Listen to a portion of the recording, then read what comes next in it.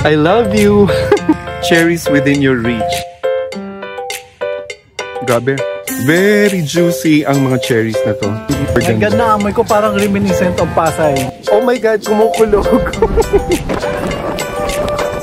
Guys, let's continue our exploration to St. Catherine's Lighthouse.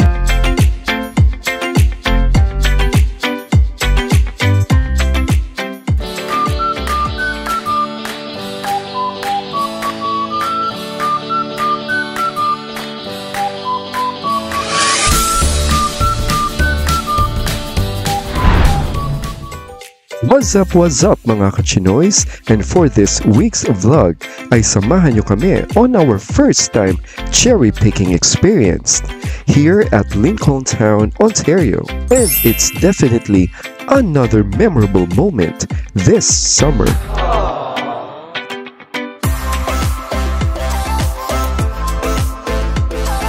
Small, or did you want to share a medium? Too small. Too small? I can share. So it's $24 total. We take cash or debit? Debit? So as you can see here guys, may nakasulat dito na few reminders.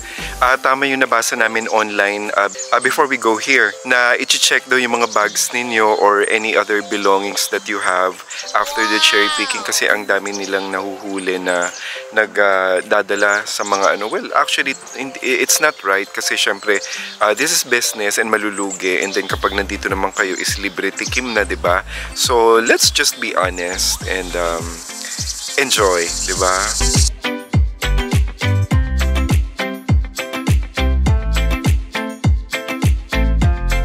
You were just picking up the cherries.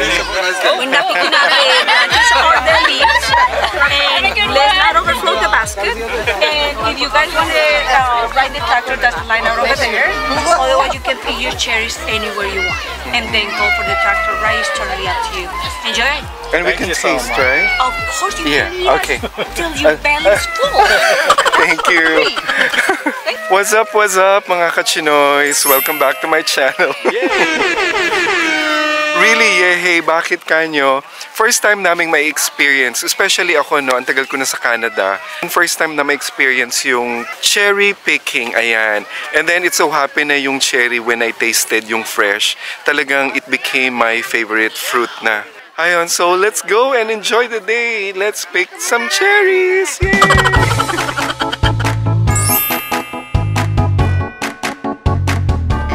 So the tractor is coming guys. That's for free daw.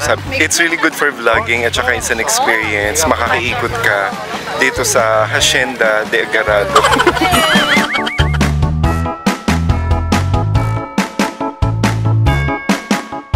Ayan, so nakasakay na kami dito sa tractor.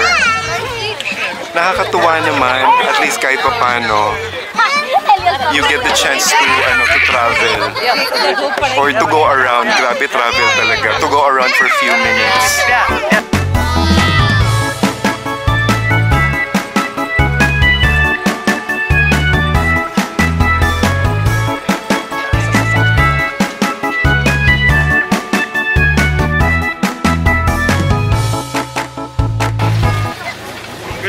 Parang nasa probinsya lang, makasakay sa tractor.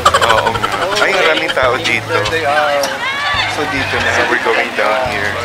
So dito na yung destination, tapos maraming sasakay ulit, pabalik dun sa sinakyan namin. Guys, ito na yung mga cherries. Tingnan mo gaano karami. So ang daming puno nito guys, tapos ang daming mga bunga. Libre tikim, syempre. So pipili tayo ng medyo mga malalaki. Maliliit pa rin.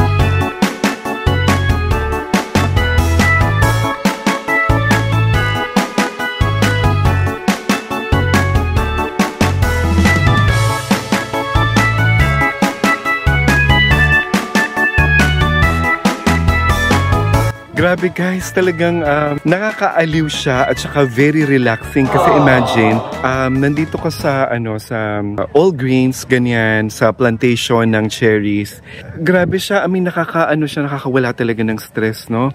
And then makikita mo yung mga cherries, they're all red, they're all like really alive kasi a lot of them, especially dyan sa Pinas, I think bihira lang talaga yung cherries na makikita mo sa grocery, and kung meron man ay it tends to be very expensive. So dito grabe, right before your very eyes, Ayan oh, imaginein mo to oh. Cherries within your reach. Ang dami, ayun oh, lalo pag tumingala ka, I don't know kung nakikita siya sa video. Kumikintab siya talaga. So, tikman natin itong, teka, hanap tayo ng isang mas malaki. Mas maganda yung medyo dark na. Itasin ko to.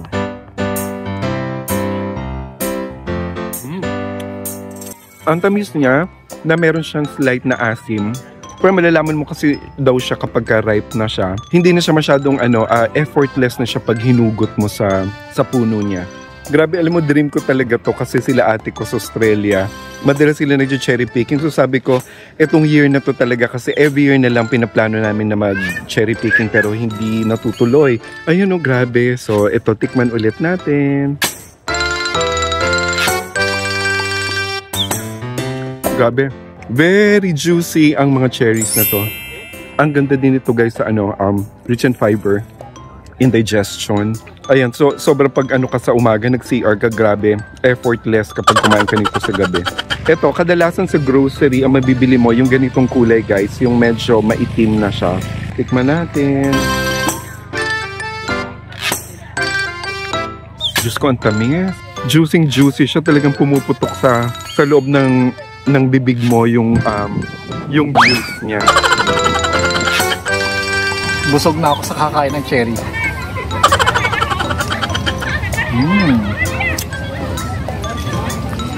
Ako yung mga sa baba, yan yung medyo hinog.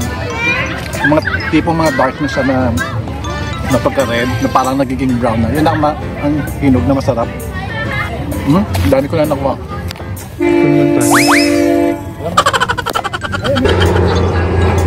Ang galing! Uy, ang galing! Guys, may train pala dito, Go Train. I think galing yan sa Niagara. Going to Hamilton or Toronto.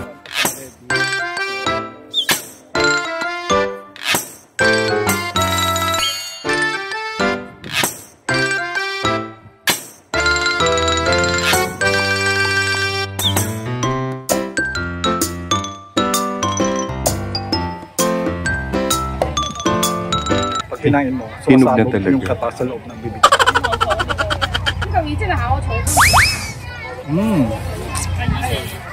Tamis. Cherries are one of my favorite fruits already. Actually, strawberry maganda lang itsura niya pero hindi masarap when you eat it. Pero cherries masarap. Actually guys, hindi pa ako namimitas. Sabi ko nga parang pumunta ako rito para mag-vlog lang. Ayan, nakakatuwa siya. Tingnan. Kumbaga parang alam mo yung pagkain na tinitingnan mo palang busog ka na. It's very refreshing in the eyes. Oh, ayan.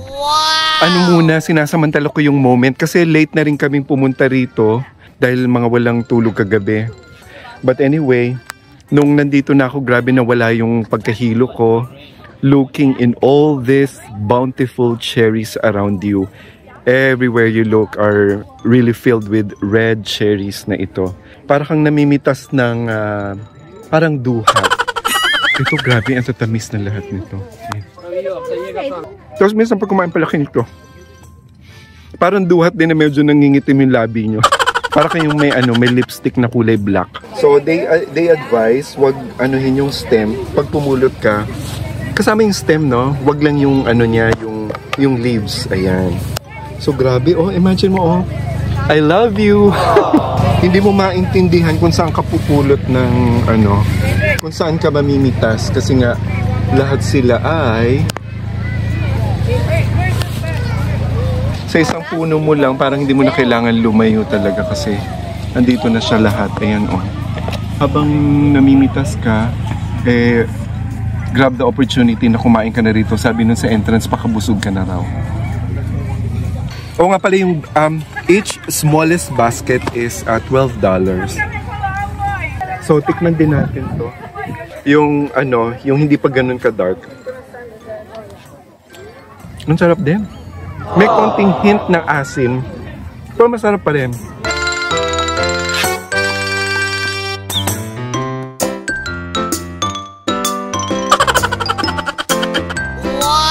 Yung puno ng cherry, nasa pinakababa ng mga dahon, yan yung bubuklatin nyo. Kagaya nito, yan. Ako gusto ko yung medyo may asim na konti.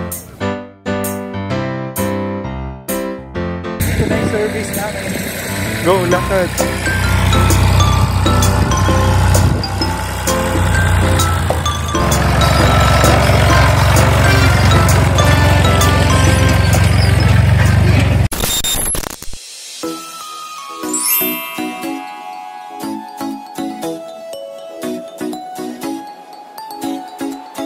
So guys, nandito kami sa St. Catherine's Lighthouse. Nakita nyo naman. So after cherry picking kanina, dumiretso kami dito. My God, naamoy ko parang reminiscent of Pasay. Kasi malapit kami sa Pasay PICC. Sabi mo, umuulan. So umuulan na. May dala akong payong. Hello guys. Grabe kung kailan naman kami mag-i-enjoy maglakad dito for the first time sa Lighthouse sa St. Catherine's. Eto't umuulan. Pero ang ganda ng grabe, kita niyo yung liwanag and para ako naka-spotlight. Kasi parang nag-aagaw yung liwanag at saka yan, ang ganda ng clouds. Yan yung build-up ng rain clouds. Para kaming nasa sa may tabi ng MOA. Pati yung amoy niya ay yung parang amoy dagat na ewan. Oh my God, kumukulog. May kumukulog. Thunderstorm. Ayan, grabe, ang ganda ng clouds. Sobra. Guys, ang lakas ng hangin. Grabe. Parang may dilubyo. Ayun, nakapayang kami po. Sinabi natin. Oh my God! Oh! Wala nang nangyari kami dito. Ganun ba?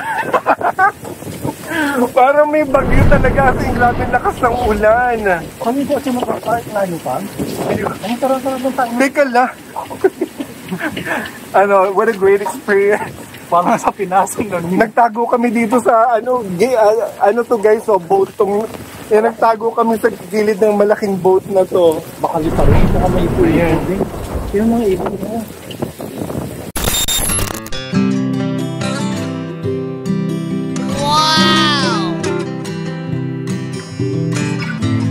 Guys, thank you Lord at nawala na ang dilubyo.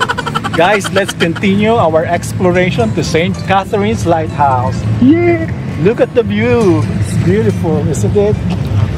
Lovely. Ay, may rainbow! Oh my God! Kakulay mo. Somewhere over the rainbow! Way up high. Ang ganda.